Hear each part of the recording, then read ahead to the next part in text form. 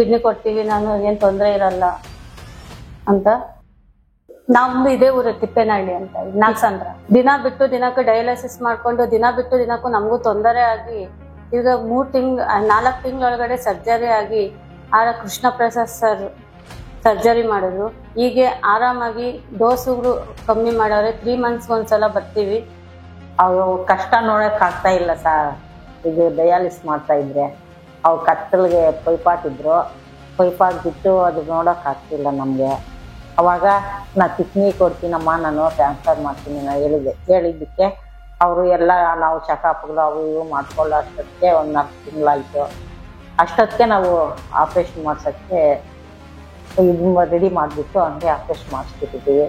ಇವಾಗ ಅವಳು ಆರಾಮವಾಗಿದ್ದಾಳೆ, ನಾವು ಆರಾಮಾಗಿದ್ದೀವಿ. ಚೆನ್ನಾಗಿ ಸಕ್ಸಸ್ ಆಗೈತೆ. ಹಂಗೆ ಕೊಟ್ಟಿದ್ದಕ್ಕೆ ಟೆಂಪ್ರರಿ ಕ್ಯಾಟಗರಿ ಆಗಿದ್ದು, ಪರ್ಮನೆಂಟ್ ಆಗಿರ್ಲಿಲ್ಲ. ನಮ್ಗೆ ಏನೇ ತೊಂದರೆ, ಈಗ ಮಲಕಕ್ಕೂ ಆಗ್ತಿರ್ಲಿಲ್ಲ, ಏನು ಕೆಲಸ ಮಾಡೋಕ್ಕೂ ಆಗ್ತಿಲ್ಲ. ಒಂದೇ ಕಡೆ ಇದು ಮಾಡ್ಬೇಕಾಗಿತ್ತು. ಅದು ಹಾಕ್ಸ್ಕೊಂಡ್ರಿಂದ ಅದು ಬೇಡ, ನಾರ್ಮಲ್ ಆಗಿತ್ತು, ಆದ್ರೆ ಆರಾಮ್ ಅಂತ ಇದು ಮಾಡ್ಕೊಂತೀವಿ. ಏನು ಪ್ರಾಬ್ಲಮ್ ಇಲ್ಲ. ಯಾರನ್ನ ಆಗಲಿ ಕೊಟ್ಟರು ನಮ್ಗೇನು ಪ್ರಾಬ್ಲಮ್ ಆಗಲ್ಲ. ನಮ್ಮ ಮಕ್ಳ ಉದ್ದೇಶ ನೋಡ್ಕೋಬೇಕು. ಯಾರನ್ನ ಕೊಟ್ಟರೆ ನಮಗೆ ಒಳ್ಳೇದಾಗುತ್ತೆ ಅಂತ ನಾನು ತಿಳ್ಕೊಂಡಿದ್ದೀನಿ. ನನ್ನ ಮಗಳು ಚೆನ್ನಾಗಿದ್ರೆ ಸಾಕು, ಅವಳು ಚೆನ್ನಾಗಿರ್ಬೇಕು ಅನ್ನೋ ಆಸೆನ ನನಗೆ ಮೊದಲಿಂದ ಹಂಗೆ ಇತ್ತು.